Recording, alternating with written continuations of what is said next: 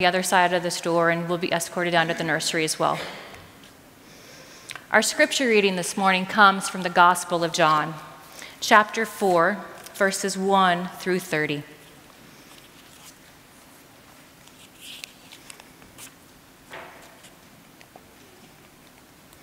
Now when Jesus learned that the Pharisees had heard Jesus is making and baptizing more disciples than John, although it was not Jesus himself, but his disciples who baptized, he left Judea and started back to Galilee. But he had to go through Samaria.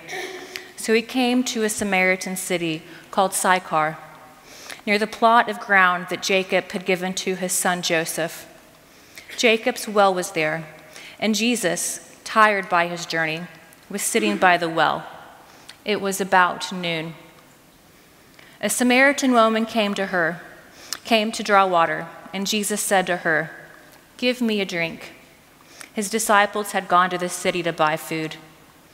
The Samaritan woman said to him, "How is it that you, a Jew, ask a drink of me, a woman of Samaria?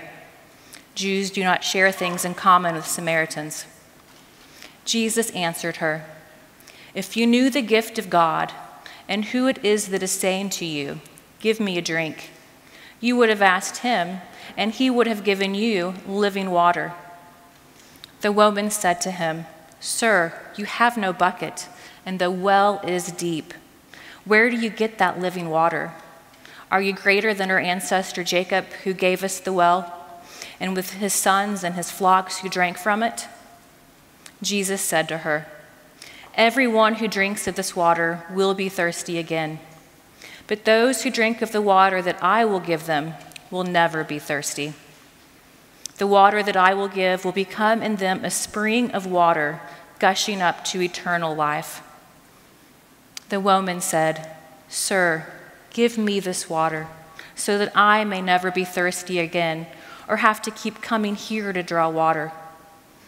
Jesus said to her, "Go, call your husband and come back." The woman answered him, "I have no husband." Jesus said to her, "You are right in saying that you have no husband, for you have had 5 husbands, and the one you have now is not your husband. What you have said is true." The woman said to him, "Sir, I see that you are a prophet. Our ancestors worshipped on this mountain, but you say that the place of worship people must worship in Jerusalem." Jesus said to her, "Woman, believe me, the hour is coming when you will worship the Father, neither on this mountain nor in Jerusalem. You worship what you do not know. We worship what we know, for salvation is from the Jews. But the hour is coming and is here when the true worshipers will worship the Father in spirit and truth. For the Father seeks such as these to worship him. God is spirit, and those who worship him must worship in spirit and truth." The woman said to him, "I know that the Messiah is coming, who is called Christ. When he comes, he will proclaim all things to us." Jesus said to her, "I am he, the one who is speaking to you." Just then the disciples came. They were astonished that he was speaking with a woman, but no one said, "What do you want?" or "Why are you speaking with her?" Then the woman left her water jar and went back to the city. She said to the people, "Come and see a man who told me everything I have ever done. He cannot be the Messiah, can he?" They left the city and were on their way to him. The word of God for us, the people of God. Thanks be to God.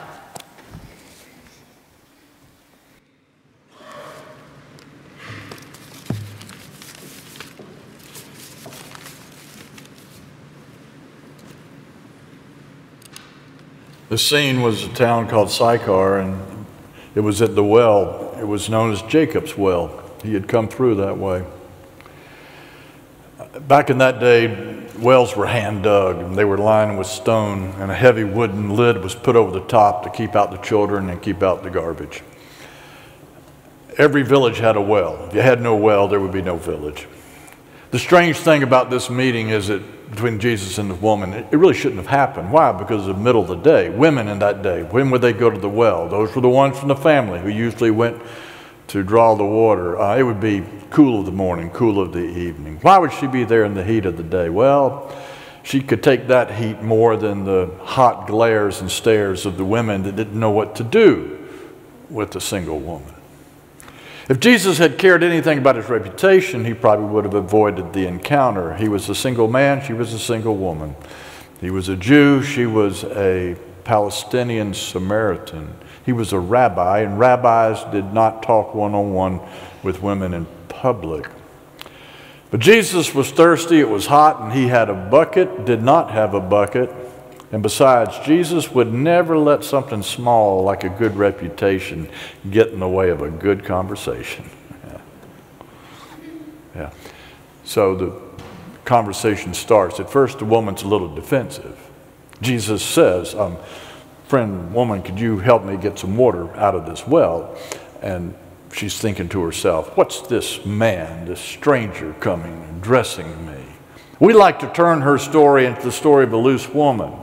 You know, five different husbands. Don't do that. Be careful with that. In that day, legally, a man was in charge of both marriage and divorce. So here was probably the way her story had been played out. Somebody had married her, divorced her. Someone else married her, divorced her, married her, divorced her, on down the line. And now she had living with a man who would not give her his name. Look, she'd been passed around like a piece of furniture, okay? Defensive. I had a friend some years ago went to Piggly Wiggly grocery store down in Georgia. He was on a single-minded mission. He was sent from home to get a jar of peanut butter. The grandkids were coming. He was having a hard time, hadn't been in the store before. He sees a woman who seemed to know her way around. He says, excuse me, ma'am. Could you tell me where the peanut butter is? And she turned toward him, she turned on him, and she said, are you trying to hit on me? He said, whoa, no, I just was looking for some peanut butter. 10 minutes later, aisle 8, he's finally found the peanut butter. He's reaching for it. And she comes around the corner and she says, oh, you really were looking for peanut butter. I told you I was looking for peanut butter. And she said, you know, you can't be too careful these days. And he said, yes, you can.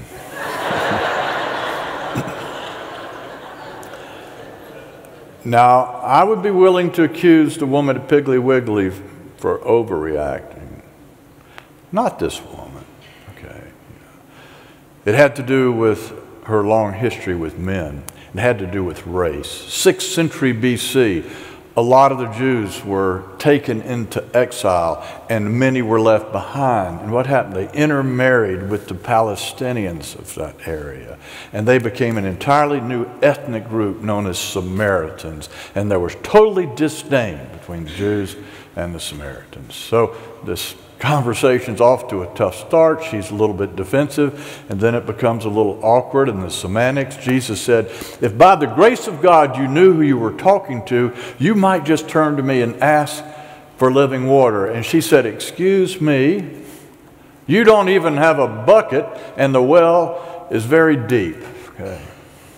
And he says, you know, if you would have one swig of this water I'm talking about, you would never be thirsty again. And she says, oh my goodness, okay, if that's the case, give some of that to me so I don't have to keep coming to this well every day. You see, the metaphors aren't quite matching up. Jesus says living water, and she says bucket. Jesus talking about abundant life, and she's talking about assuaging her physical thirst. But they keep at it, they stay with it. They have a real conversation. That's when we talk, when it changes us, right? And at the end of the day, she had had a deep taste of something called living water. Living water, yeah. If you've ever been bone deep, soul deep thirsty, you know what that is. Living water is that which gives us life. It is that which lifts us up like Old Faithful and cushions us when we fall back into the depths. It's that which runs through God's vein. It's that which makes even a human desert bloom. Okay? Sacred thirst, holy hunger. I don't know if this woman had ever thought about those things or talked about those things. She knew about that. Oh, she knew about the daily thirst. This was a parched, dry land, and she knew what it meant to have to go to the well to get something to drink every day. But this is something else she knew about. She had to know about it. She knew what it was to drag her loneliness, her emptiness, her disappointment with her day after day at the well, and to drag it back home with her. Okay. She was not the last Samaritan who ever came to a moment and a place looking for some hope and some relief. A little bit like the man. He wakes up on Saturday morning. He goes, oh my goodness, this is great. Saturday morning, unallotted, unlabeled time. He's enjoying his second cup of coffee, just planning and scheming for the day and thinking, okay, oh gosh, oh, he remembers, he says, oh yes, some people are coming over for supper tonight. Uh-oh, I looked in the refrigerator, not much is there. I'm going to need to go to the grocery store. And when I go to the grocery store, yeah, okay, I'm going to be near the barber shop, look at my hair, gotten a little long, need to get a haircut.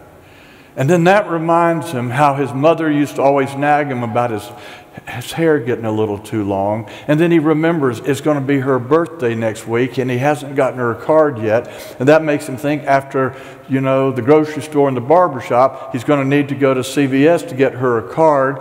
And that reminds him, oh, he's going to be near the cleaners and he needs to pick up his dry cleaning.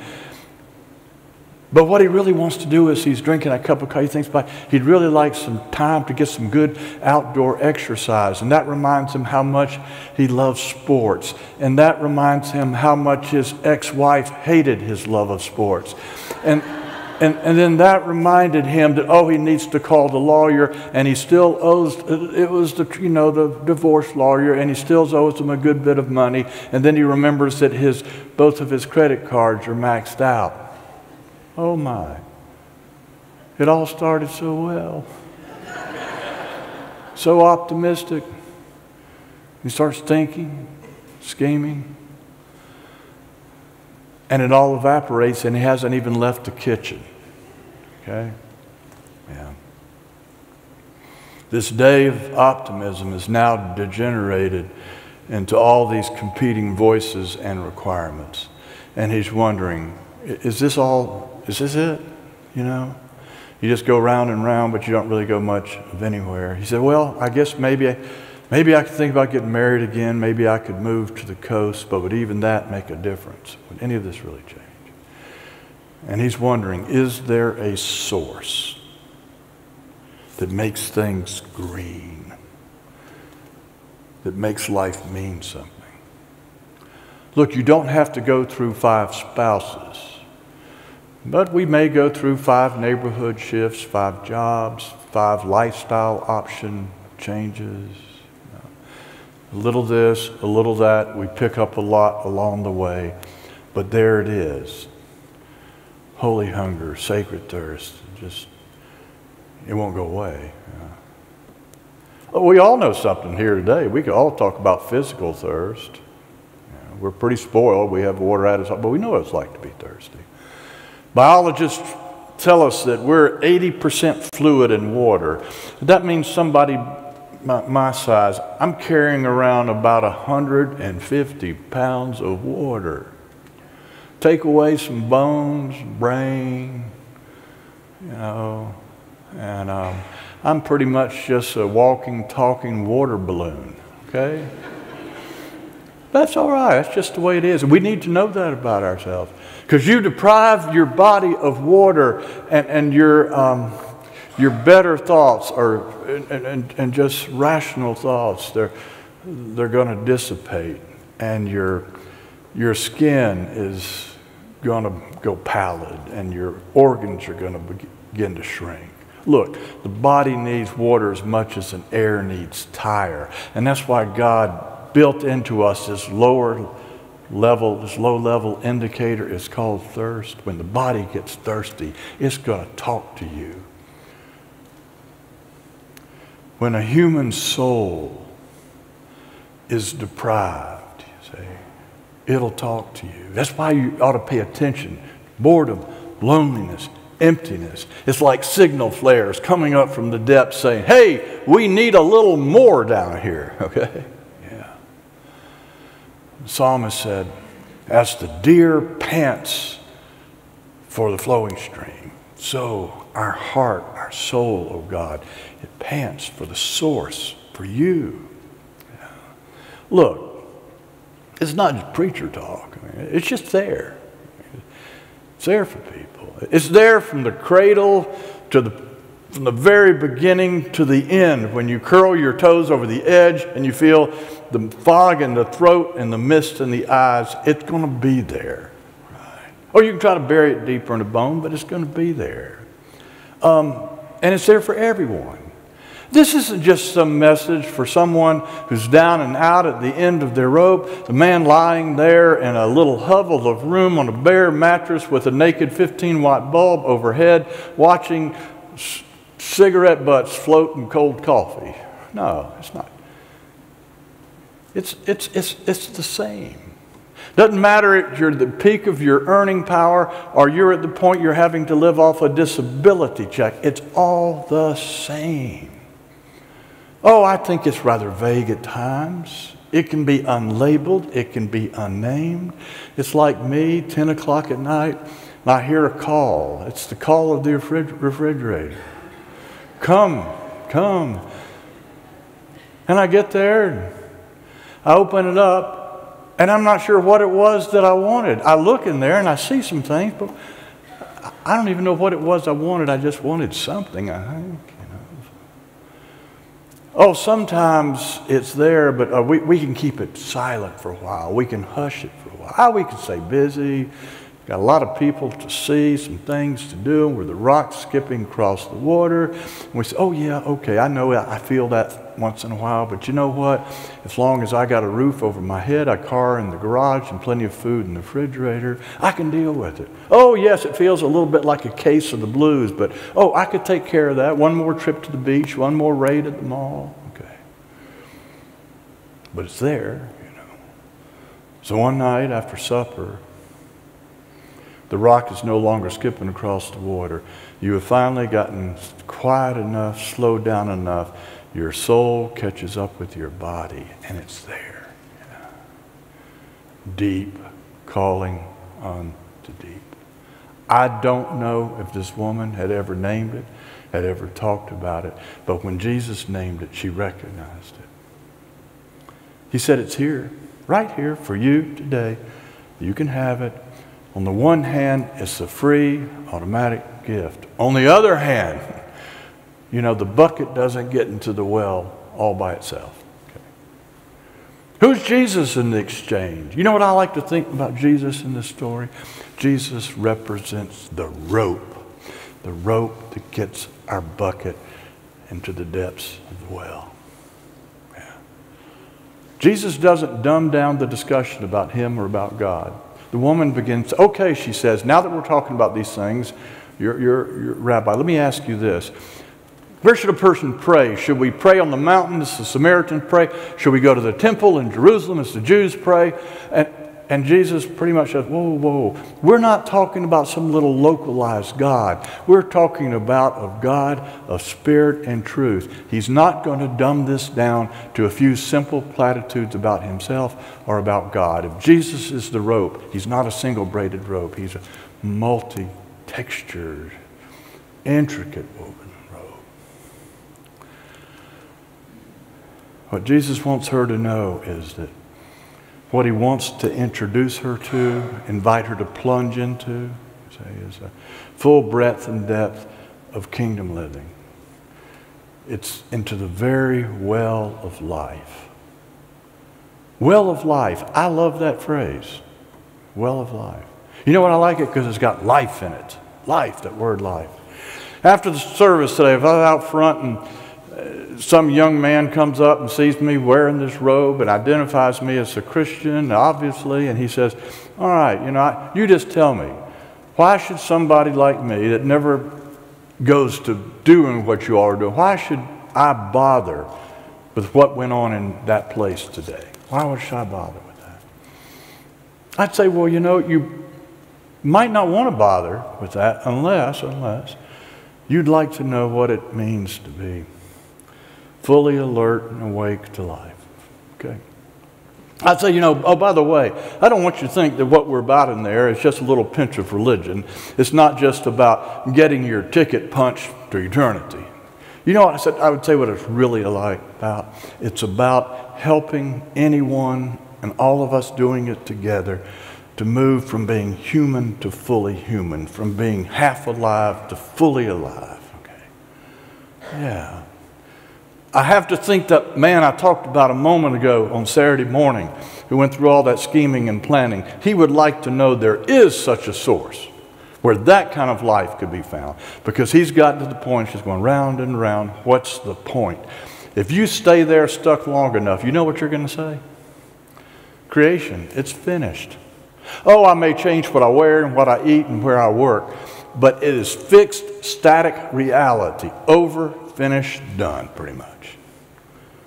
And along comes Lord Rabbi Jesus, the sturdy dreamer.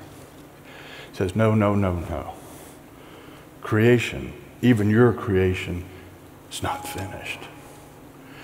He came along and said, don't you know that God is looking for partners to help him co-create in this world? You get to ask questions like, what can I make of my life? And how can I help the world remake its life? He said, don't just come to the well. Follow me and let me show you how to plunge into a new world for yourself and for others. He said, it's not going to happen overnight, but day after day, I'm going to show you. I'm going to show you the joy of giving yourself, sharing your stuff. I'm going to show you what it means to pray for, to work for, to live for somebody other than yourselves, even for people that are total strangers. I'm going to show you what it means to be at peace with yourself and with the whole creation. In other words, Jesus is saying, follow me, we're going to go deep. We're going to go deep. All right. So Keith and Karen go to Cozumel. And this is going to be a special anniversary trip. Any of you ever been to Cozumel? Okay.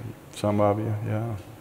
You know, Cozumel is not just about good seafood. It's not just about the beaches. Most of all, it's about good snorkeling, good diving. So they get there.